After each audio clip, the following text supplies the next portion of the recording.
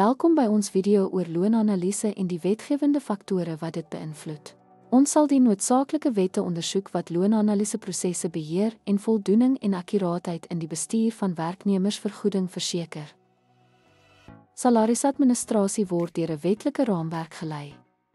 Om hierdie wette te verstaan is noodsaaklik vir akkurate en wettige salarisbestuur om beide die maatskappy en sy werknemers teen potensiële regskwessies te beskerm.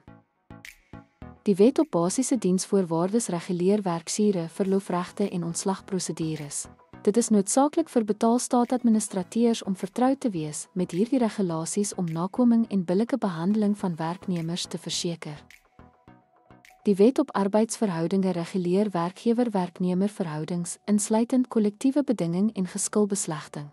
Hierdie wet is noodsaaklik vir die handhawing van harmonieuse werkplekverhoudinge en die aanspreek van enige konflikte wat mag ontstaan. Die Inkomstebelastingwet bepaal die berekening en aftrekking van inkomstebelasting van werknemers se verdienste.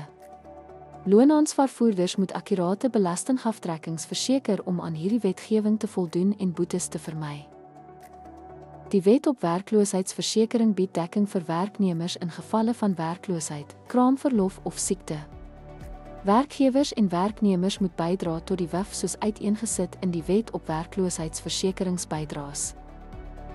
Die vaardighede. Die wet op vaardigheidsontwikkeling moedig werkplekopleiding en vaardigheidsontwikkeling aan, terwyl die wet op vaardigheidsontwikkelingsheffings die heffings reguleer wat werkgewers vir hierdie programme moet betaal, wat 'n geskoolde werksmag bevorder.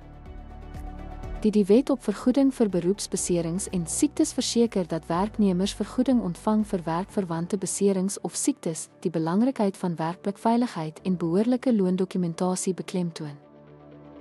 Die wet op gelyke indiensneming verseker billike behandeling en gelyke werksgeleenthede vir alle werknemers.